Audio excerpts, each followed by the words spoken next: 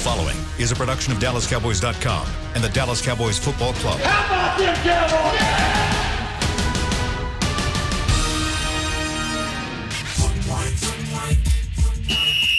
Let's go, baby. Are you ready for a break? Yes. Are you ready for a break? Absolutely. Ready for a break? Yeah, and so much for that. It's time for The Break on DallasCowboys.com. We were on the break. With Nick Eatman, David Hellman, Ambar Garcia, and Derek Eagleton.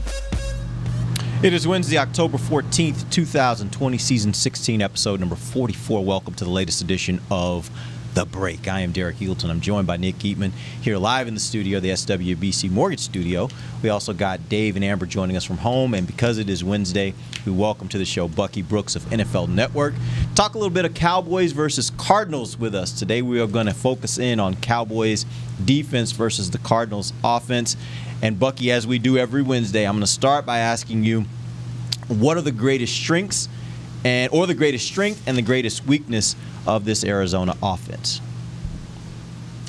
This Arizona offense is explosive. It's dynamic. They can attack you a bunch of different ways. Their quarterback, who is a Texas high school legend, is as good as advertised. Kylo Murray is everything that you look for at the position. He's efficient. He's explosive. He does a great job of really testing the defense with his arm and his legs, and he is really kind of coming to his own in his second season. Even though the numbers will tell you that he has had some struggles with the 6 interceptions, he's completing almost 70% of his passes. He has 8 touchdowns, 6 interceptions, as I spoke about, but he has 5 touchdowns on the ground. And as he is beginning to really get comfortable in this offense, they added another weapon in DeAndre Hopkins, maybe the best wide receiver in football, and they are treating him as such. DeAndre Hopkins leads the league in receiving yards. He's the only player in the National Football League with over 500 receiving yards and 40-plus catches. They are using him beyond just being a chain mover like he was used in Houston. He's taking it deep. He's doing more things on the route tree than we've seen him do. And Cliff Kingsbury really has this offense rolling because they got a couple running backs in Kenyon Drake and Chase Edmonds. The offensive line has been better than expected. And so because of this offense can explode. And we really haven't seen them tap into that explosive nature, but they can be a handful.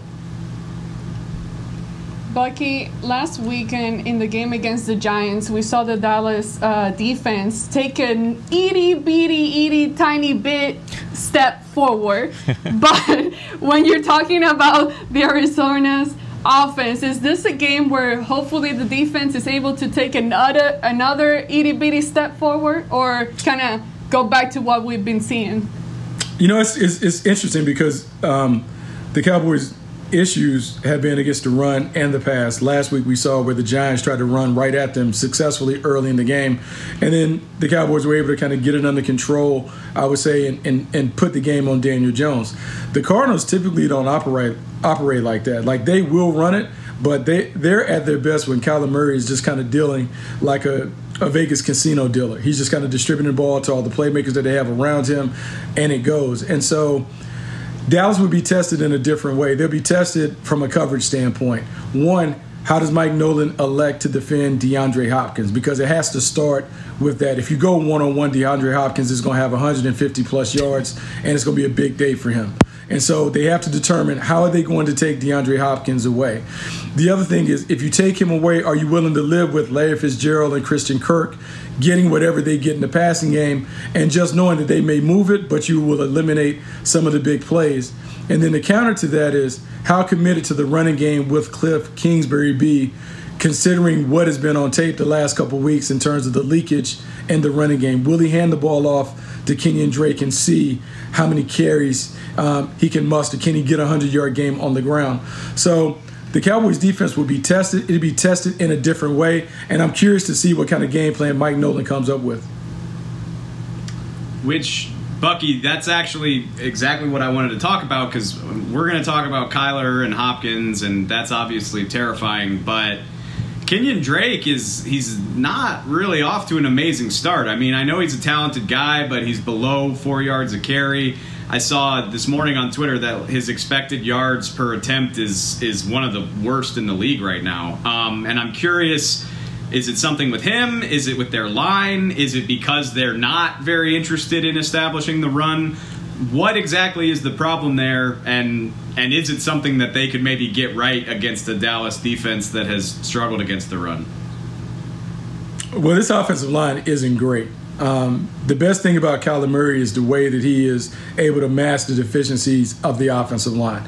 Either the ball comes out so quick that the pass rush is a non-factor, or he is able to elude and evade pressure and make plays happen. So the offensive line never looks like they're as bad as they actually are. It shows up in the running game because this is not a physical offensive line.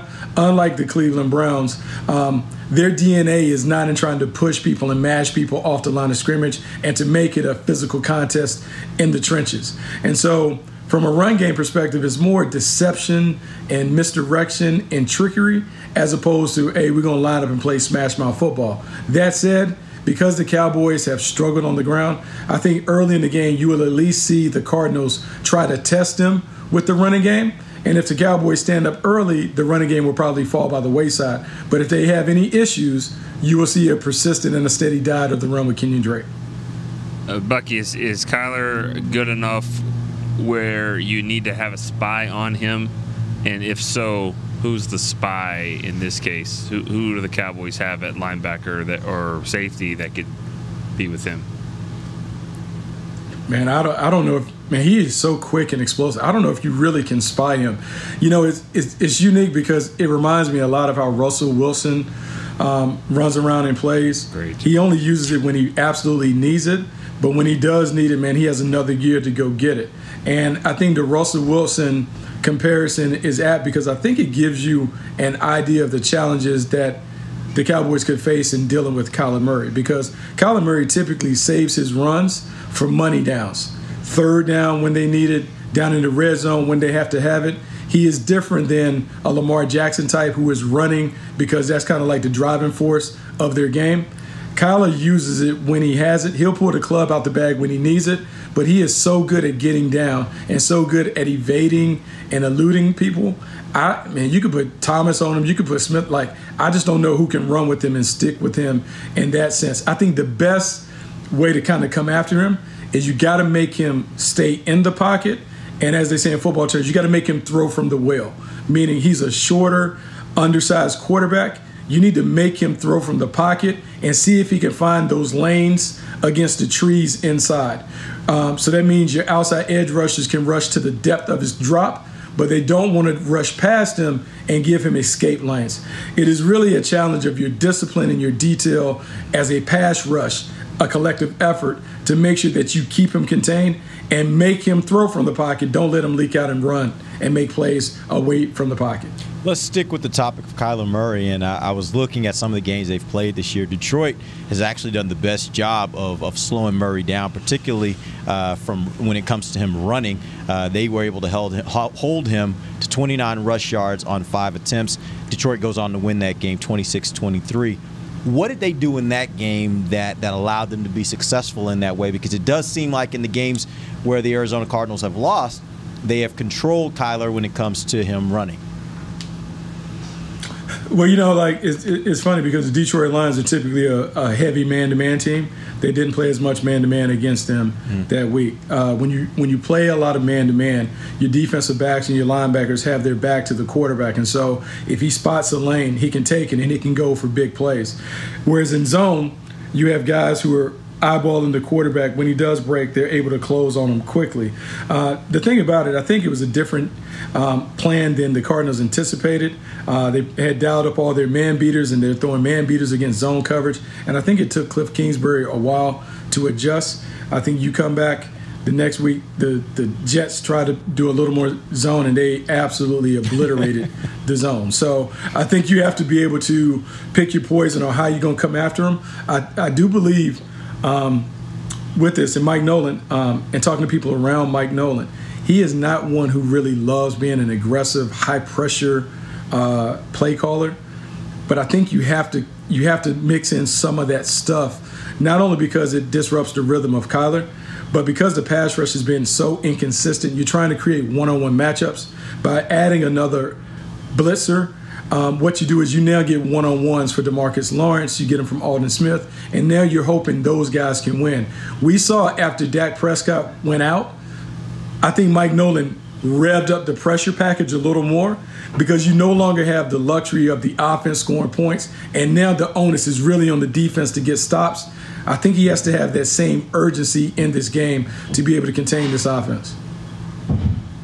Bucky, I want to go back to the offensive line and the defensive line matchup there. With the Cowboys losing defensive tackle Tristan Hill, are you expecting there to be a big drop-off between the guys who they have right now and they can plug in? Basically, what I'm trying to ask, is this a game where Tristan Hill's absence is going to be really reflected on the field, or is this a game where the Cowboys can just figure it out based on the fact that they're facing an offensive line that is not as great? Well, I mean, I think they have to figure it out regardless of the team that they're facing. And they're lucky because they don't have a dominant offensive line in front of them, meaning they don't have maulers and mashers at the point of attack. They really want to move bodies off the ball.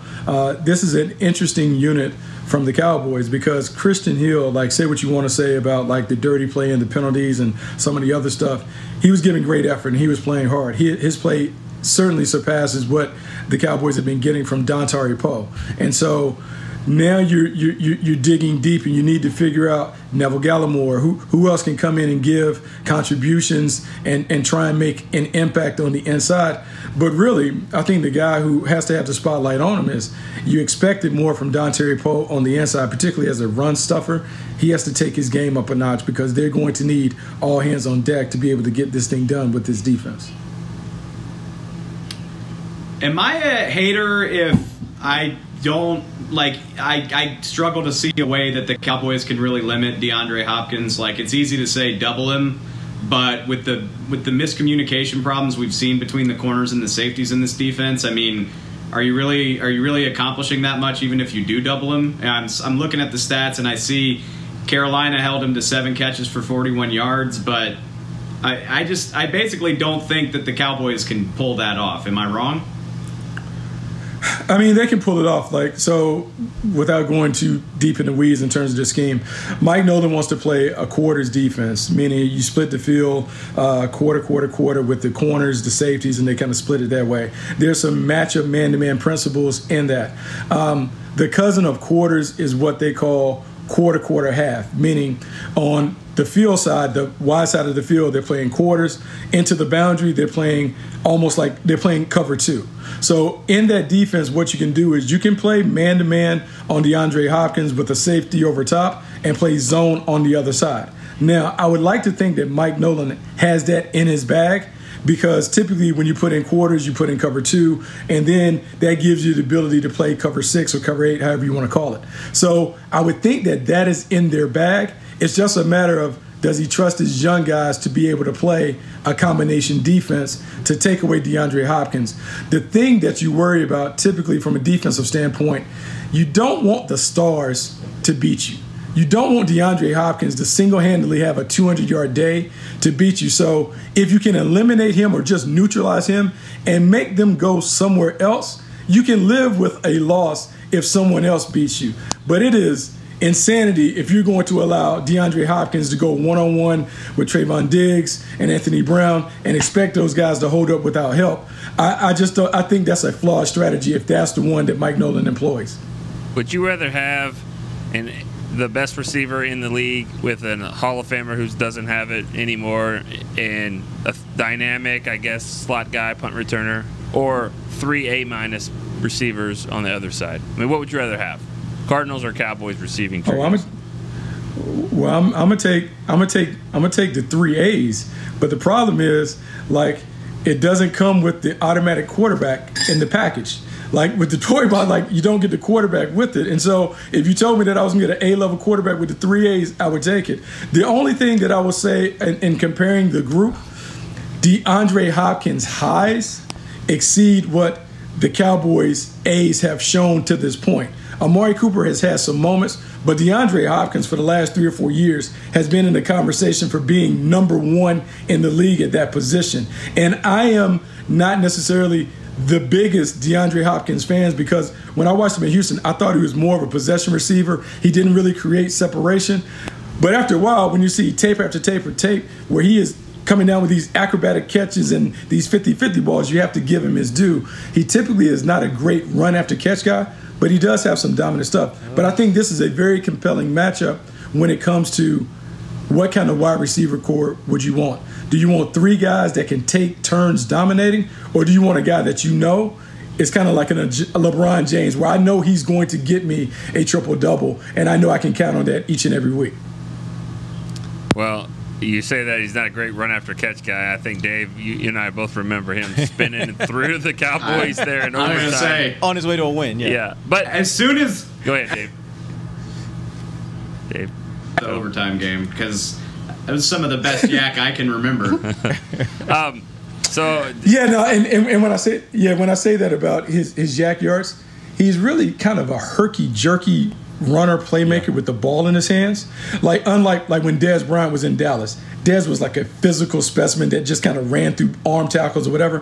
DeAndre Hopkins isn't that. So I guess he's kind of sneaky with the rock in his hands. Maybe that's why I don't give him that added love or whatever. But he's definitely one of the top 2 or 3 receivers in the game. Well, Derek, you and I kind of looked at each other. We probably have the same question here about when you said that he doesn't have the A-level quarterback anymore, the Cowboys don't. What is the grade on their quarterback? That's exactly where I was going. Give me the scouting report when you're talking about going from. Yeah, let's talk about the red rifle. Yeah. Talking about which one? The red rifle? You want me to talk about Andy Dalton or Kylo Murray? Dalton. Okay, so here's the thing. Here's the thing with Andy Dalton. If Andy Dalton is able to play on script and on rhythm, he can play at a B+, A- level. Meaning that if he is able to play catch, rock, and throw football where he is not under duress and he is able to just get the ball out, he's terrific. If he is under pressure or if he is forced to improvise, that's when his game falls off. In Cincinnati, when they had that fortress of an offensive line and they were playing at their best and they had Whitworth and Andre Smith and those guys, Andy Dalton was a 3-time Pro Bowler. As they began to lose some of that up front, his game declined. But make no mistake, Andy Dalton back last year, should have been the starter for Cincinnati the entire time, and he certainly can start and play well. The thing will be, and I'm hoping that Kellen Moore has now thought about his comments. He was like, I don't think we need to tweak our offense. We can just play as is. And talking to people, and I got this directly from Hugh Jackson. Hugh Jackson had told me when Andy Dalton was drafted out of TCU, the reason they took Giovanni Bernard over Eddie Lacy at running back is because Andy Dalton is a shotgun spread quarterback. If you ask Andy Dalton to go up under center to turn his back to the defense, he doesn't do that as well because he has always played in shotgun and always done those things. It's not a coincidence on Sunday when he had the muffed botch snapped. He can do it, but he's not at his best doing that. So how much will the Cowboys live in the shotgun because that is what Andy Dalton has done? And can they get the running game with Zeke out of the shotgun as opposed to in the eye running traditional downhill sets? I think that is the thing to look for. If they go 75, 80% shotgun, Andy Dalton should be at his best. But now it's on that offensive line to make sure they can protect him enough where he can get the ball out within his first and second read. You don't want him running around. Man, really, really great information. Real quick before we let you go, I did have one other question for you. You talked a lot about Kylo Murray and DeAndre Hopkins. Based on what you've seen from this Dallas defense through 5 games, who do you suspect will be a bigger problem for them? Kylo Murray, particularly Kylo Murray running, or DeAndre Hopkins down the field? Kylo Murray is the bigger problem. Kylo Murray is the bigger problem because you can call the perfect defense where everybody's covered up, and then he can take off and do those things. And this will be when we have an opportunity to see if the effort changes, because Kylo Murray is going to force the Cowboys to play longer downs. So will Alden Smith and DeMarcus Lawrence and Everson Griffin, will they chase and give a 7-8 second effort if he's running around? And can they do it when the Cardinals elect to go up tempo and they keep that front four on the field for 5, 6, 7 plays in a row? Because based on the way you've seen the effort, I would think Kingsbury will turn up the the tempo a little bit to see if he can tire them out and see, will they continue to pursue and push, or will they kind of gas out and become fatigued? So this will really be an opportunity to see how far this defense has grown from the Cleveland game in terms of their effort and energy expenditure. All right, Bucky, man, we appreciate you joining us. Really great information. We'll see you again tomorrow. We're going to talk a little bit more about this Arizona team, but we'll talk about the Arizona defense versus the Cowboys offense. We're going to take our first break. We'll come back. We'll keep dicing this up, talking Cowboys Cowboys defense versus the Arizona offense. With that, when we come right back, this is DallasCowboys.com radio. We're back with a tasty treat that's sweeping airwaves and taste buds. It's new Dr. Pepper and Cream Soda. Let's take a listen. Dr. Pepper and Cream Soda's here. A new combo that's music to my ears, okay. Let's play. Cream Soda and Dr. Pepper time. Pour it in a glass of ice. Ah, music to my ears and mouth. New Dr. Pepper and Cream Soda. A delicious duet. Want to use what the pros use? How about the official men's skincare brand of the Dallas Cowboys, Jack Black? Right now, you can get the Jack Black Starter, a curated collection of Cowboys locker room favorites for just $10 with free shipping. The starter includes 4 Jack Black skincare favorites, plus a full-sized intense therapy lip balm. Go to getjackblack.com/Cowboys and use the code word TEAMJB. That's getjackblack.com/Cowboys. The Jack Black Starter, $10, free shipping. Since 1865, Stetson hats are American-made with pride right here in Texas. And Stetson is proud to be on the field with America's team. Want to show your Texas and team pride too? You can. By purchasing your own Stetson, you can look just like how the flag guys do on field at every home game. Stetson hats, the official crown of all self-respecting Cowboys and your favorite football team. Get yours today at shop.dallascowboys.com or at stetson.com. It's funny. As we travel places, often we find the places we want to travel aren't really places at all. They're people. They're grandparents, moms, old friends, and new nephews. That's why at American Airlines, we've been using enhanced cleaning measures so you can feel confident every step until you get to them. So as always, our people can't wait to take you to yours. American Airlines. You are why we fly. Back to the break. Tour AT&T Stadium, the home of the Dallas Cowboys. You can run on the field, see the locker room, so much more. AT&T Stadium tours presented by SeatGeek are available daily. Visit attstadium.com for details. Welcome back to the second segment of the break, live from the SWBC Mortgage Studios at the Star. We finished our segment with Bucky Brooks. Now I got some questions for you guys talking about the Cowboys defense and how it matches up with this Arizona offense. Right now, Arizona is ranked 6th in the NFL in rushing offense, putting up 705 yards per game. 705 yards total, 141 yards per game on the ground.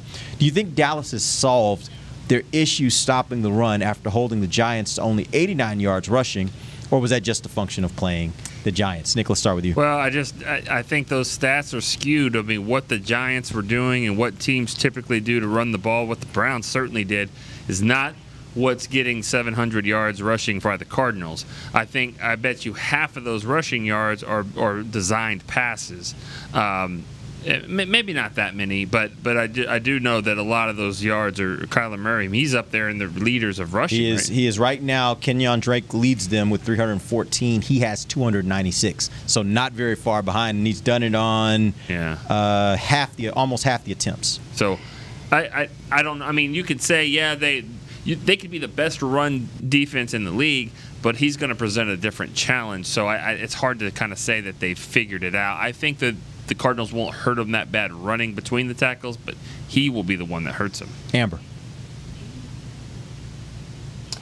Well, to be honest, I have zero trust in the Dallas Cowboys running defense. I don't trust them at all. The game against the Giants, I mean, it's hard to kind of get excited about anything about that game just because you were playing against the Giants. And the Cardinals are not that, I think they're a better team than the Giants for sure, but it's not like they've been having a great season either. So I hope that it's not a game where the running game is going to absolutely kill the defense, but right now I don't trust the Cowboys defense to stop the run. Dave.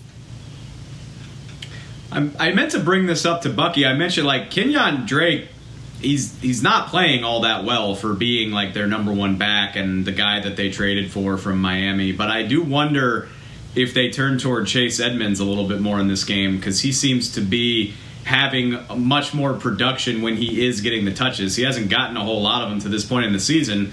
Maybe this is a week where they try that out. But overall, I do agree with Nick.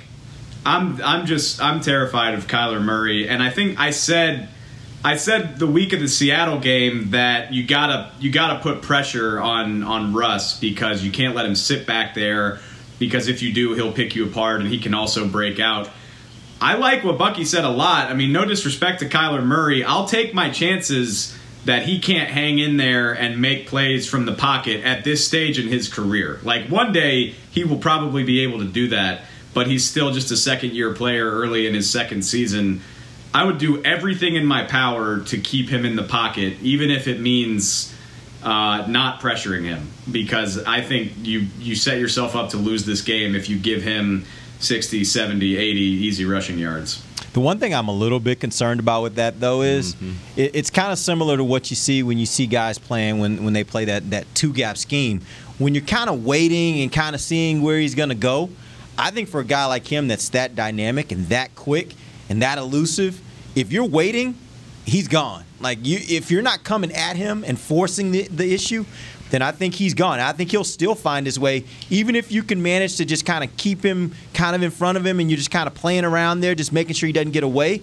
I think that actually could work against you with a guy that's as elusive as he is. Yeah, and the scary part about that is, I mean, Lockett and Metcalf, those are good receivers, but they're not as good as the Cardinal guys. And so when you sit back like that and kind of let him find a receiver, I mean, Hopkins doesn't need a lot of time to get open.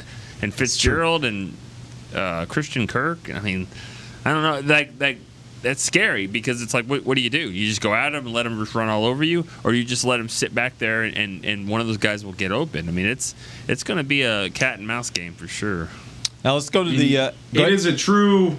Oh, go ahead, Dave. It's a pick your poison. I'm not saying there's one option that's definitely going to work, but between his size and his inexperience making reads at the NFL level, I'd rather ask him to do that than risk, going after him, missing out, and now half the field is open for him to run. I think that's a recipe for disaster. And you're totally right. If you hang back there and don't try too hard to pressure him, somebody will be open, but maybe you can clog those throwing lanes or. Yeah, I agree with you, Dave. I agree with you that it's a pick your poison, because I don't think there's a great answer here either way. but and maybe that's the answer, is that they'll have to do a lot of different things. They'll do that a little bit, and other times that they'll try to pressure him a little bit, blitz a little bit, as Bucky was saying. I think you got to try to keep him off guard more than anything else, and not let him know or get comfortable with what's going to be coming his way.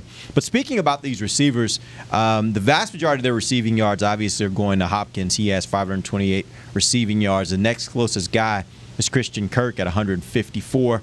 And let's not forget, they've got the great one, Larry Fitzgerald, over there as well.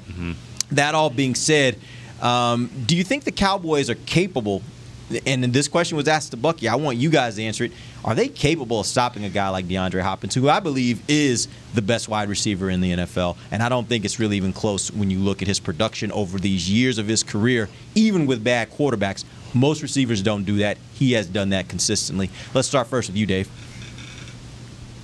No, that's why I asked that question. No, I don't think they're capable of it. They haven't proven that they're capable of it.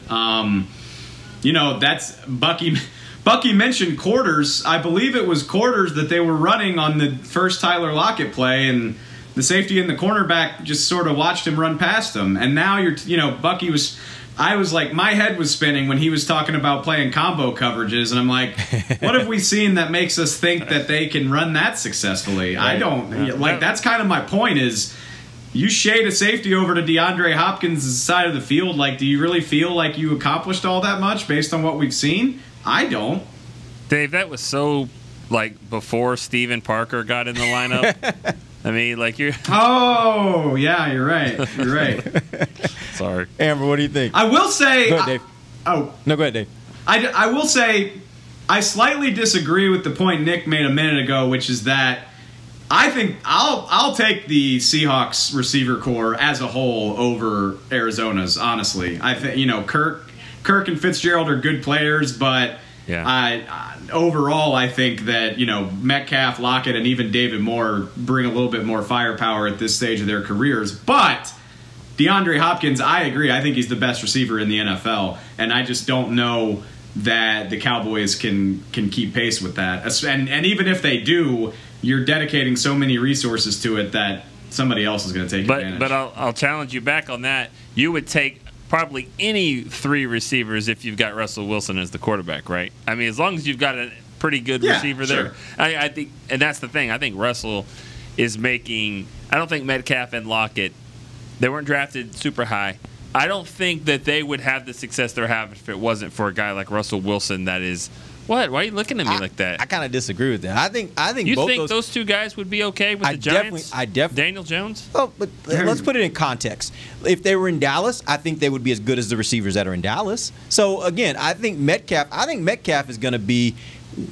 I think he already is very, very good. No, I already think he's very, very good, and I think there's going to be a point when he's among the very best wide receivers in the NFL. But I think he's already very close to that, and it helps. You're right. It helps that he's with Russell Wilson, but I think you put him with a lot of other quarterbacks around this league, he'd be doing the exact same thing. Now, you can't just put him with anybody, but you put him with good quarterbacks, I think he'd be doing the same thing. That's why Hopkins, to me, is the best. Exactly. And if not, it's Michael Thomas. The both of them are right there because they both have proven that it doesn't matter who the quarterback is, they're still going to ball out. What are you talking about? Michael Thomas, when Bridgewater came in the game, he did just as good. But we see what Bridgewater's doing in Carolina. He's not just chopped beef. I mean, he's a good quarterback.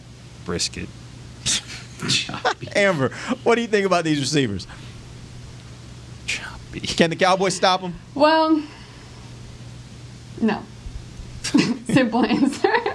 No, I think that the Cowboys have faced players, wide receivers that I believe are much less talented than Hopkins. I do believe Hopkins is the best wide receiver in the entire league. The first time I watched him play, I was just like, what? A receiver can play like this? What is this? So it's going to be tough, especially when you talk about a defense that has been so where the secondary players just don't flow. Their game just doesn't flow. They seem confused at times. So it's going to be really, really hard to find someone that can really match up to him. I just don't see any player that has shown the skills, at least this year, to where it would be a good matchup against Hopkins. And I do think that Tristan Hill, I think that you're going to notice that pretty bad in the defensive line. The Cowboys have been struggling, especially at the tackle position this whole year, and now you get to lose a guy like Tristan Hill who was at least trying and doing his best.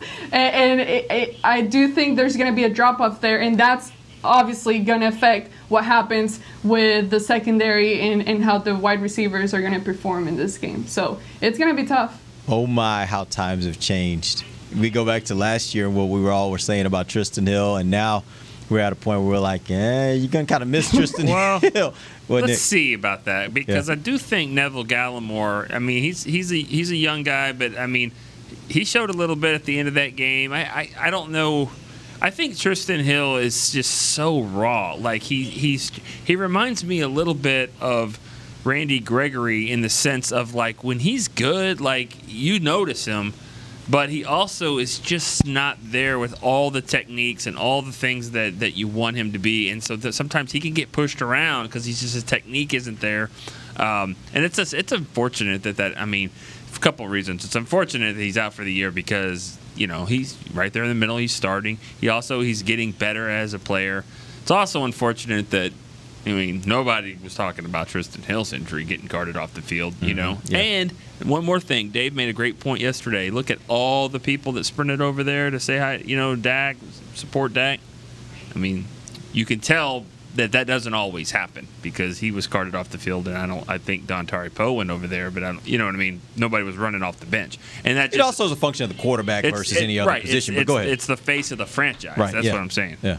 All right, we're going to take our final break. When we come back, I want to talk about two players that are seemingly based upon last week going in opposite directions. You got Jalen Smith and you got Dontari Poe. We'll talk about both of them when we come back. This is DallasCowboys.com radio. Since 1865, Stetson hats are American-made with pride right here in Texas. And Stetson is proud to be on the field with America's team. Want to show your Texas and team pride too? You can. By purchasing your own Stetson, you can look just like how the flag guys do on field at every home game. Stetson hats, the official crown of all self-respecting Cowboys, and your favorite football team. Get yours today at shop.dallascowboys.com or at stetson.com. I'm Jay Novacek, former tight end for the Dallas Cowboys.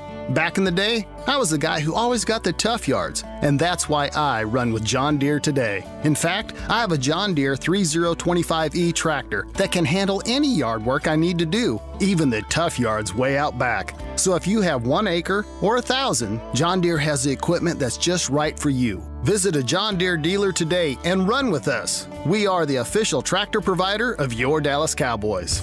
Want to use what the pros use? How about the official men's skincare brand of the Dallas Cowboys? Jack Black. Right now you can get the Jack Black Starter, a curated collection of Cowboys locker room favorites for just $10 with free shipping. The starter includes 4 Jack Black skincare favorites plus a full-sized intense therapy lip balm. Go to getjackblack.com/Cowboys and use the code word TEAMJB. That's getjackblack.com/Cowboys. The Jack Black Starter, $10, free shipping. We're back with a tasty treat that's sweeping airwaves and taste buds. It's new Dr. Pepper and Cream Soda. Let's take a listen. Dr. Pepper and Cream Soda's here. A new combo that's music to my ears, okay. Let's play. Cream Soda and Dr. Pepper time. Pour it in a glass of ice. Ah, music to my ears and mouth. New Dr. Pepper and Cream Soda. A delicious duet. Back to the break. Okay, so my last read was telling you how you could go to AT&T Stadium to tour. This one is how AT&T Stadium can come to your home. Are you craving the stadium's famous cheesesteak, nachos, Cowboy Rita when you're watching the Cowboys at home? You can bring your favorite stadium food to you. Place your online order for pickup or local delivery every week this season. Check out the menu at AT&TStadium.com/at-home. Making me kind of hungry. How about that? Yeah. I mean, I didn't realize AT&T Stadium you can Uber Eats or whatever from the stadium. Get it delivered. That's amazing. Maybe we should do that the next road game, Dave. Since we're all here. Nick's not with us, but we're all here. We should probably have some food delivered over here from the stadium. That would be. I'm out. You think they deliver that far? When you order Papa John's or whatever, do you use the Arlington location or do you use the one close to your house? I don't know. We probably got some connections where we could get some food delivered. I got from you. the stadium. I'm not. I know some people I can make a phone call to. We might be able to get some food from the stadium. I'm just saying. Cowboys cheesesteak might be worth good the stuff. delivery. If you've never tasted it, trust me, good stuff. Have to sell I just your want some car, of the mac but you and have cheese. What? Yeah, I just want some of the mac and cheese from the stadium. Mm-hmm. All right. Let's jump again. I did want to talk about two particular players on the Cowboys defense that seem to be going in opposite directions. Jalen Smith, I mean, we all have talked about it over these last few weeks. We didn't think he was playing very well. Last week, I thought he played his best game of the season. It may have been among one of the best games he's had in his career here in Dallas. He had 14 tackles. He had half a sack. He had 3 tackles for a loss, and he had 2 quarterback hits. My question for you guys is, what did you think of the performance overall, and what did you think was different? If you think he was really much better this week than he'd been in past weeks, what do you think was the difference? Let's start first with you, Dave. I think I said this yesterday. I mean, he did play great. He had a great game, but I got to see it against a non-New York Giants team. And I'm not saying it's all because the Giants suck, but I've seen him get exploited by 3 or 4 good teams, and I saw him play really well against one bad team. So that's kind of where my head's at. And there's no time like the present because somebody's going to have to do something about this very mobile quarterback. And a lot of times that falls on linebackers. So this is going to be, again, another big challenge for him to step up. Amber, what do you think? I agree with everything that Dave said, and I said it too. Like, it's hard for me to get excited about anything that happened in the game against the Giants. I mean, good that we got to see little sparks here and there, and I hope that he's able to carry that into this week and moving forward. But when you talk about the defense overall and trying to stop the running back and all that, I still think that Jalen is still the best guy to take that job and be in charge, because who else do you really have on defense that can actually be effective? I was pretty excited to finally be able to get to see some of Francis Bernard, but I feel like I completely forgot about him too. I can't remember seeing any play where he's stuck out to me. So it's just hard because you don't really have anyone else on that area that can be better than Jalen right now. Real quick, Nick, before you answer that question, can you tell us what are you expecting from Leighton Vander Esch? Because I know we've talked a lot about Jalen, but is this the week that maybe we see Leighton return to the lineup? And if he does, how much does that affect? How much does that help this team and also help Jalen? Well, they haven't practiced yet. It's Wednesday. Tomorrow it will be like their normal Wednesday because they have the extra day. So we're going to find out a little bit more of where he is tomorrow. But I just think that even if he plays, I can't imagine him just going out there and playing every snap. I was looking at the total snaps on defense, and there's 3 players that have played every snap, and Jalen Smith is one of them. Trayvon Diggs is another. I'm missing a third one. I can't remember who it is. It's not one of the defensive ends. It's not. It might be Alden. It might be Alden. Which is amazing if that is the case. But the point about Leighton, I think he'll come back if he does play this week, and I think he can. I don't think he'll play as much. I think they'll rotate a little bit. You're not just going to see Joe Thomas on the bench. I think they'll rotate, as Dave likes to say, 3 for 2 spots. That was a different scheme, but I still think it'll probably be similar. So let's flip to the other side of the coin. Dontari Poe. This last game, he played 31 of 68 defensive snaps. That's 46% of the defensive snaps. He had 0 stats for the day. No tackles for a loss, no quarterback hits, none of that. 0 stats. Is Poe a liability for this team at this point? Nick, let's start with you. Yeah, I don't know about liability. He's not playing well, but I mean, it's not, to me, a liability is, then the backup comes in and he would be better. I don't think they have a guy that's better. But, yes, the defensive tackles, that is where they are. And it's not just him, but they're getting pushed around. They're getting pushed around. But you least expect him to get pushed around. He is a veteran guy, a big body guy. The last thing I expected when they signed him was that we'd be in week 5 talking about the fact that he's getting pushed around. Yeah, but again, and I know this is like a Mickey Spagnola favorite right here, but you do have to ask, Atlanta, I guess Carolina, Kansas City.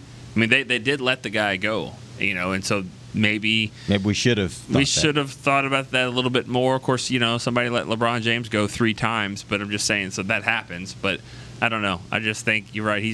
That whole defensive line's not playing well, and you expected more from him. Amber. Well, what sucks is that every week I expect guys like him to be able to get better, and it's just not happening. I mean, we're about to start 6, and still you don't see the kind of progress that you want to see, and it's very disappointing. I don't really know what exactly the issue is. I mean, the defense as a whole has been having plenty of issues and questions that have not been answered yet. So it's tough. And then when you talk about, okay, who are some guys that are going to replace him? I mean, do you move on to having someone step up that has less experience? Because at this time, it doesn't seem like his experience is being utilized anyways. So it's a tough one now that you lost Tristan Hill. And to think that maybe replacing him, that adds another element that maybe, it's going to take the younger guys to be able to step up. It's going to take a little bit of time. It's not going to be, let's plug this guy in and that's going to fix the issue. So That's a hard one there. Dave, is Dontari Poe a liability for this team at this point?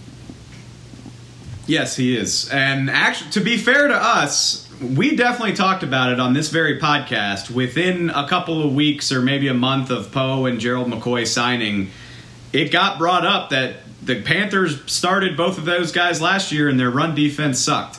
And it wasn't a case of them not having any linebackers. They had Kuechly last year. They have Shaq Thompson. So it definitely raised your eyebrows all the way back in the spring that, why wasn't the Panthers' run defense any good? And, you know, it doesn't really bother me that Dontari Poe doesn't have stats. That's not his job. But his job is to not get blown off the ball and eat up blocks, and he's not really doing that either.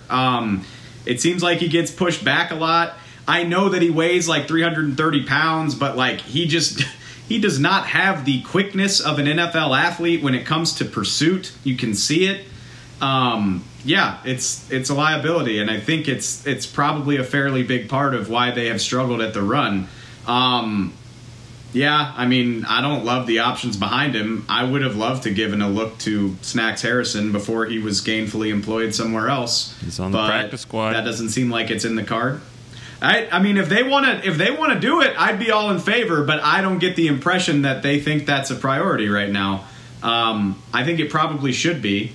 I think yes. Yes, I do think it's a problem, and you can talk all you want about the 3 technique spot. Give Neville Gallimore some more snaps. Maybe Tyrone Crawford can come on, but they don't have that guy that's eating up space on the line of scrimmage right now, and it was supposed to be Poe. You are going to see. I think Crawford plays defensive tackle now because the Cowboys after this game are adding another rusher in Randy Gregory.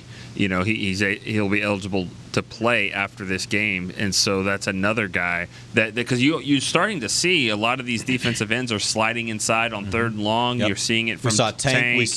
We also saw Everson Griffin do it as well. Yeah. I think Smith, maybe a couple Alden Smith. So you'll see that even more. So definitely, I think Crawford plays the defensive tackle position once again, moving his position around. Yeah, I'm interested to see if over the next couple weeks, if this continues with Poe, if the Cowboys do get to a point where they're just like, give me another body. Again, I'm not saying Snacks would be better, but give it a try. And I'm not saying it necessarily has to be him. But at some point, I wonder if the Cowboys get to a point where they just start looking for other bodies, because I do think he is a big problem for them right now. That would be interesting. What would be interesting? Dave knows where I'm going with this. Yeah. But it would be. Oh, I know. The minute you said it. I mean, it would be interesting because what happens if the Cowboys cut Dontari Poe? I'm just saying, from a national standpoint, I just wonder if the Cowboys does Jerry face backlash on that? I mean, it would be because he's not playing a good job. He's not playing good in the middle. But I'm saying, what the narrative would be as well. And to be honest with you, I'm not even suggesting that they would cut him. What I'm suggesting is they'd have to get more bodies in here, because right now his big body isn't doing what it's supposed to do. So my point is, and by the way, I don't think you necessarily want to just let him go, because you might still need him. Like, that's the thing about COVID right now. You want to keep people around. Not necessarily looking like you're not like the Jets where you're just like, let's get rid of an able-bodied NFL veteran. But I do think at some point they may have to look at some other options and say, hey, maybe Poe is better if he does less snaps. Right now he's doing almost 50% of snaps this last game. Maybe he's better at 25%. Give me another body, and especially with Tristan Hill now out, maybe that's what they need to do. Put him at fullback. We might have said this earlier in the week, but Justin Hamilton is on the practice squad. He's been in the NFL for 3 or 4 years. I'm not saying he's a Pro Bowler, but he's got some experience. I wonder if they might elevate him. I would put him in there. Let's see what happens. Put him in there. Let's see what happens. Let's see what happens. All right, we appreciate you guys joining us. We're back tomorrow. We're going to jump into Cowboys versus Cardinals. We'll hit the Cowboys offense versus the Cardinals defense tomorrow. Till then, for Nick Eatman, Dave Hellman, Amber Garcia, I am Derek Eagleton. This has been The Break, live on DallasCowboys.com radio. This has been a production of DallasCowboys.com and the Dallas Cowboys Football Club. How about this, Cowboys? Yeah!